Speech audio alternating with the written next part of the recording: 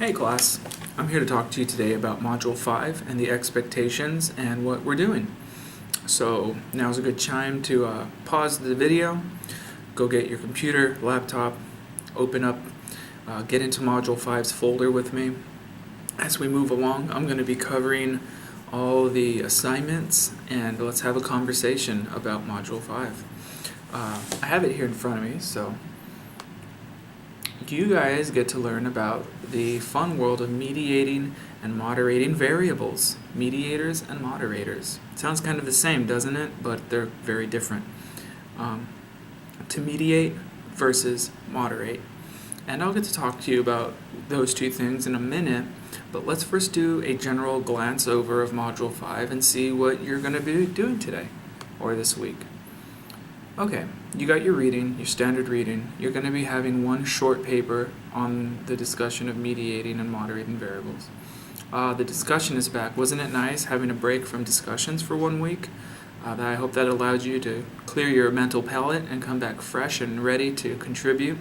And please remember to use 3 sources for your discussion initial post and a minimum of 1 source for your response post to your friends and fellow colleagues in the class. So you have a paper, you have a discussion, you have your journal. We're going to talk a little bit how you're going to be participating in your fellow students' colleagues' experiments, and that's what's going to make Module 5. So why don't we start and have a little quick discussion about mediators and moderators. So, moderators. Well, we've always talked about, I feel like I've mentioned this here and there, but we want to know in research, in social science research, that there is no such thing as causation, there's only correlation. And we often say this as correlation does not equal causation. Just because there's a relationship doesn't mean that that's the only relationship or that's how it came to be, that the independent variable is not causing the dependent variable. One nice example about this is to say that only people from low social economic status backgrounds smoke. So low money is the variable that produces smokers. Wow. We know that everybody on varying levels smoke, regardless of income. And in fact, we may argue that and say high levels of social economic status cause smoking. The more money you have, probably the more you have the ability to go out and purchase cigarettes than not. Something you can make up like that. So we always know that there's a third variable. Well, let's get into that and think about moderators. A moderator is a variable that is influencing the relationship of your independent variable and dependent variable. Okay? So think of a moderator as a class, a rank, a gender, something like that. Let's say I have a study, and I say my participants, the pool of my participants, showed that everyone's capable of lifting weight at a certain amount, and that it's no problem at all. And let's just say I look and the gender I'm doing is just men only, and I didn't take into account women. And I make a claim and say, everybody can lift this weight. Well, we have to take into account an effect for gender. What if these were all men who were weightlifters? What if I studied the football team, and I didn't study everybody, or I didn't have a purposeful sample procedure? All those types of things. So my moderating variable was gender. Maybe I need to make it more inclusive and include females and males before I go and make a claim saying everyone can lift this weight. I'm trying to make up very simple analogies as I go, just for the sake of understanding these concepts. So if you don't like the silly things that I think of, I'm with you. Sometimes I hear myself and go, why did I think of that? Or why did I think of that example? But that's how my brain works. What about a mediating variable? A mediating variable. A mediating variable is often a third variable that is responsible for the results that you get. Let's think about that. A third variable that is responsible for the results that you get. I think of a place when I think of that. And I'm over here on my computer pulling up Module 5. So a mediating variable that it accounts for the relation between the predictor and the criterion. Now, let's think of this. What if I went out and I said, I want to get everyone's opinion on college? Do they love it or do they hate it? Do you love college or do you hate college? And my results, I make a claim and say everybody I sampled and interviewed said they love college. Everybody loves college. Well, the mediating variable would be probably where, and I included men and women. So no moderator, right? No gender, no class, no rank. Everybody loves it. Well, what about the environmental variable?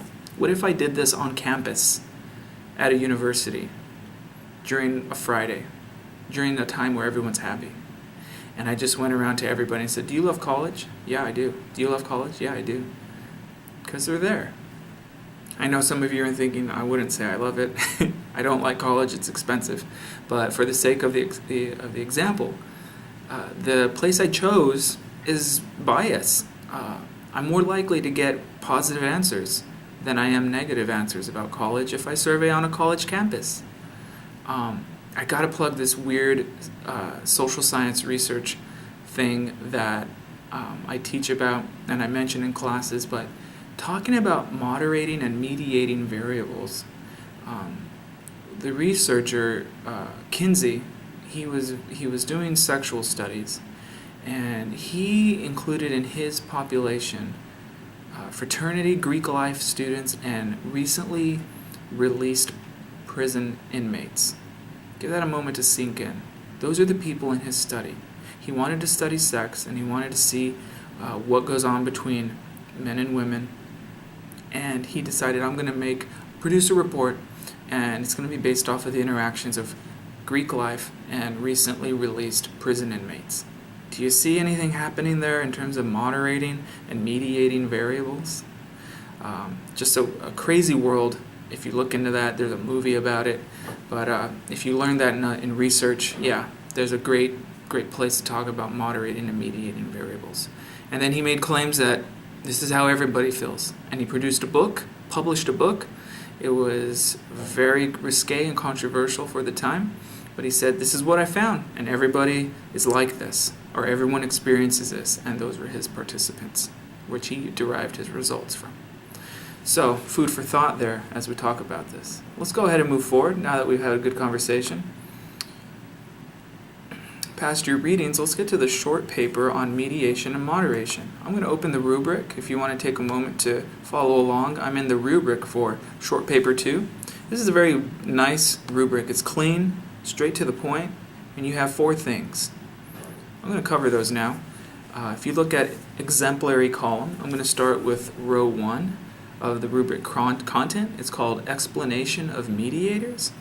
So the first thing you need to do is explain to me about what a mediator is. And it says here, meets proficient criteria and explains in a succinct and needs no clarification, as opposed to proficient, where you clearly and accurately describe a mediator. So what that tells me is if you want to meet exemplary, throw some sources in, beef up your response, make it substantial. You can have the perfect answer to what a mediator is. If you want exemplary, beef it up. Put in a source. Say, this is what a mediator is, and here's some sources to prove that I'm telling you the truth. Boom, boom, boom. So that's number 1. Same one for number 2, explanation of moderators.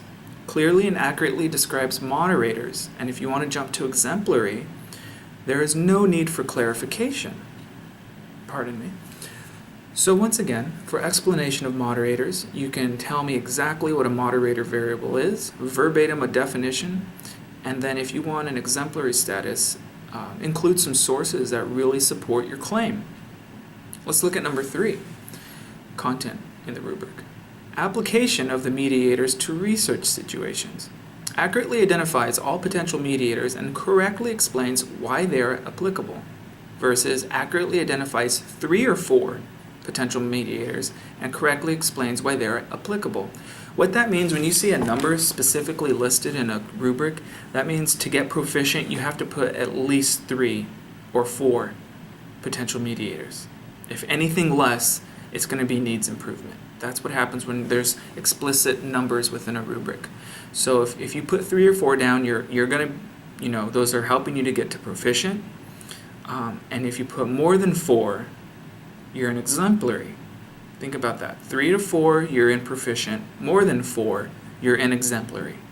The same concept's going to go for the last piece, the application of moderators to research situations. And notice in proficient, it says 3 to 4 potential moderators, 3 to 4. I'm going to say again, above 4, you're in exemplary. Tell me about them in the research and why they are applicable. More than 4 is exemplary. Lastly, the piece that doesn't directly affect you, but me and the paper, is the articulation of response. Submission is free of errors related to citing, grammar, spelling, syntax, organization. You know I love organization. Please use your headers. Please use your subheaders.